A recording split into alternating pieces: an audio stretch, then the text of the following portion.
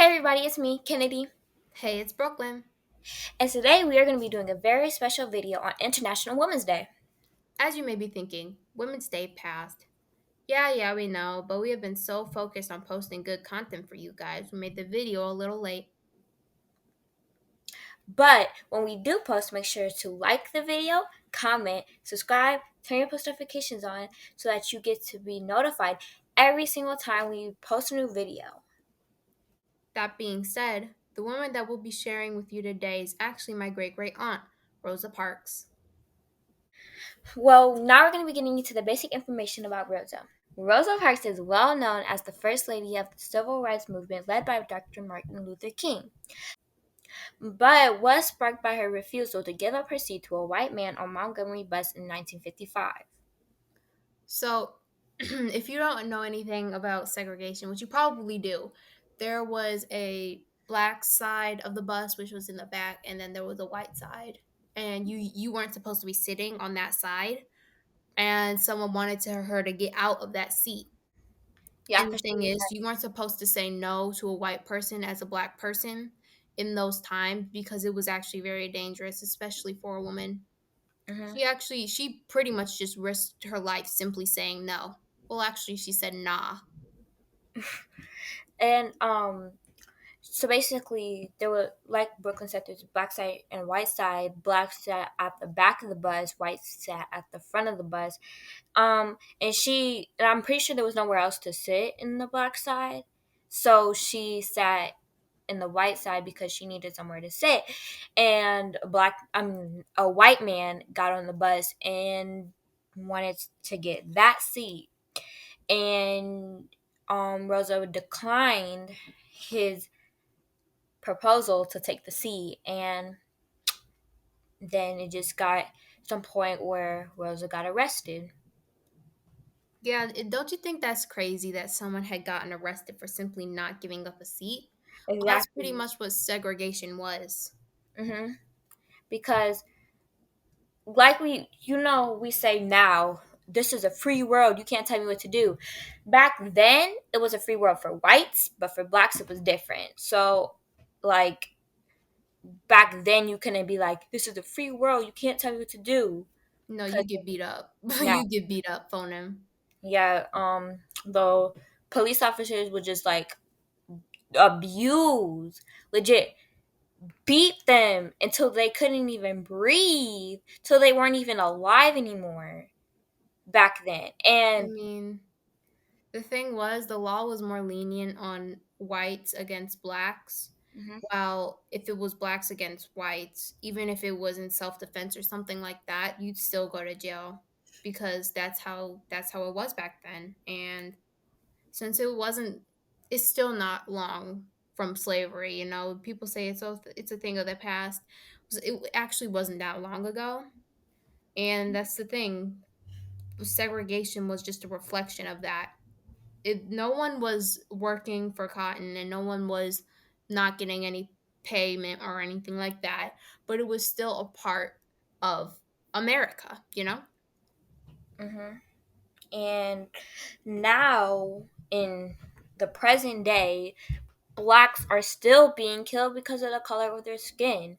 But back then, it was way worse. Like, it's not like Martin Luther King got assassinated. That's how bad it was back then. It was.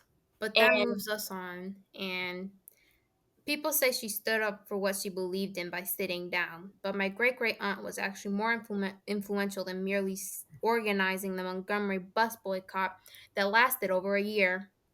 Over the next 50 years, she continued to dedicate her life to fight for equal rights and ending unconstitutional injustices. She fought for blacks, but also women as well.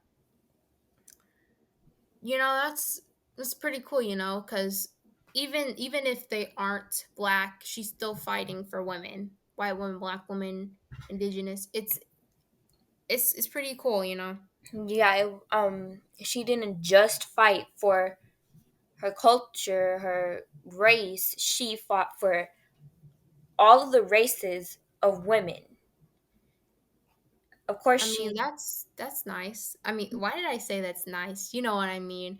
It's pretty cool to know that she wasn't just fighting for blacks because although Black Lives Matter matters a lot, it does. So does sexism. Not as much as it did back then. It was bad back then, but still little 14-year-olds think it's okay to be saying sexist stuff when it's not.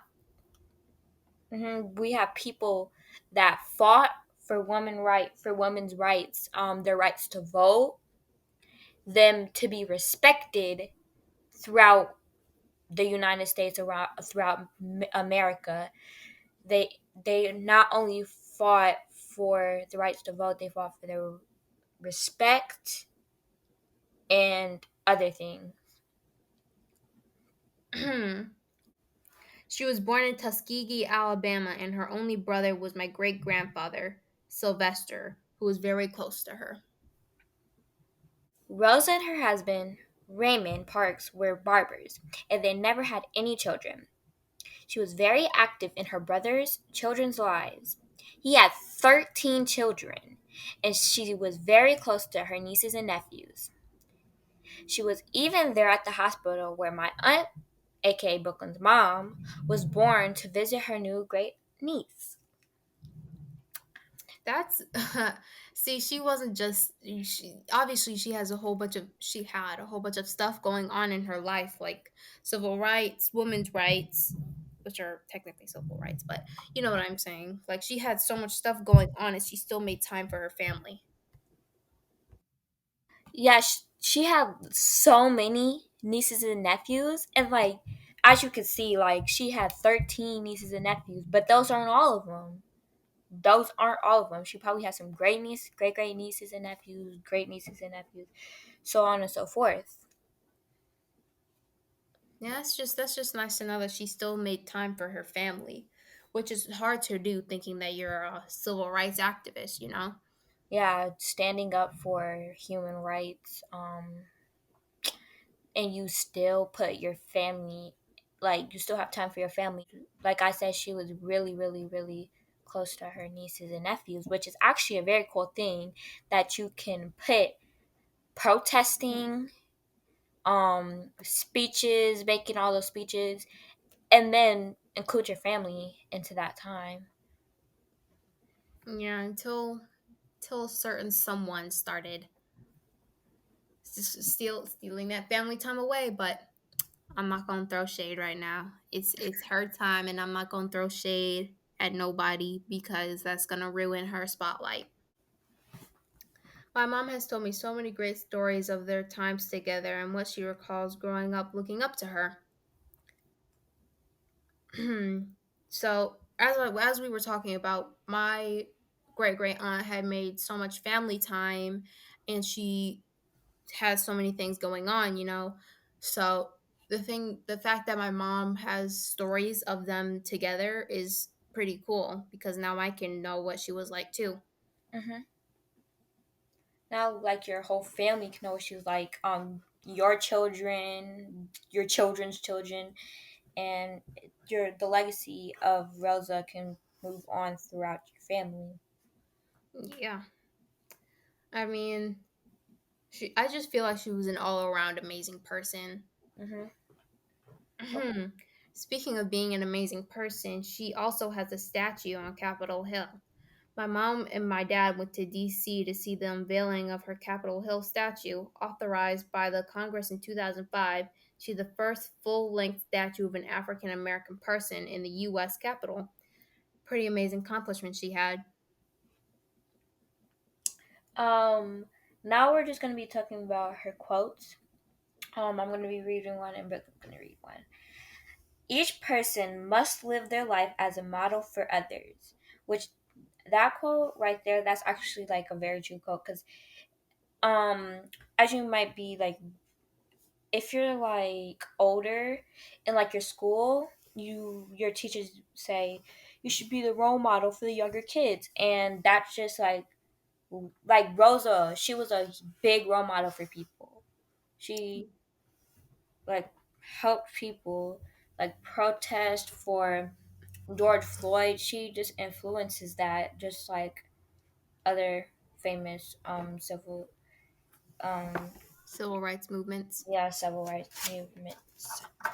So, as I don't think any of you know this except for our family, but me and Kennedy are both the oldest children. I mean, Kennedy technically kind of isn't, but she still is in her household because she has to act like the oldest child, and we have to both act like role models for our family Hmm. because we're the oldest. Yeah, because my brother is like really really old, like not really really old, Really, really old. but he's like older and he doesn't live in my household, so like technically that role passes down to me, so I have to be a role model in my house, and Which is so does kind of Brooklyn. annoying sometimes. It really is. Being the oldest is very annoying. I mean, but it pays off sometimes. Get Little very siblings look up to you. hmm So, another one of her quotes is memories of our lives, our works, and our deeds will continue in others, which is really true because see how she impacted us, see how Martin Luther King impacted us. Well, Martin Luther King Jr. impacted us. like the memories of our lives, our work and deeds will continue in others. I like that again ties on to Rosa because like you know Rosa like the work that she did passed on and influenced others to do this pretty much the same thing, but not exactly the same thing, but similar. So that like both of these quotes basically just tie onto what she's done, and that's really cool. It is because she was really cool, and I honestly, she's one of my biggest role models. Obviously, my parents and my grandparents, but she still has a big impact on me, and I want to be like her because obviously, who wouldn't? Because she is like a really, really, really big role model, and I know a lot of people in my family that do a little like do similar things as her, and I think that the things that she did really impacted my family and also Brooklyn's family because it's just like I well I know this for sure that the work that she did just impacted the whole world, and it just has had a really big income or outcome or whatever, and it's just amazing. She had many amazing accomplishments in her life, some that we haven't even talked about. If you want to know that, there's even a book of her, which my entire family has put work into. So you can go check that out. It'll be in the description. We'll have a link to it if you Hmm. want to buy it. Hmm. And um also don't forget to check out our new Discord server that we will also be linking in the description. Please, please, please, please go join that server, and then you can communicate with us because me and Brooklyn are very active on Discord, and you guys can just communicate with us and give us some video ideas, and you can also give us the video ideas through our email, which will also be in the description. It's always in the description because if you have a problem, if you have something that you want us to talk about, we will respond in about 2 hours at most. So Hmm. Sometimes if you reply very late at night, it won't be till the next day, because we might not all have the same like timeline. time frames. Yeah, and we also do have to like go through the comments with each other before we do comment. Like if I'm asleep and Brooklyn's up, and you guys make a comment, then she really we really can't reply because we both really check over the comments that we make. Because it's a team effort. Yeah. So it's a team effort. So yeah, we do both like have to look at the comments. So try to comment like during the day, and we will like for certain comment within a nice time frame. But with that being said, Make sure to like, comment, subscribe, turn on your post notifications, and we'll see you in the next video. Bye. Bye.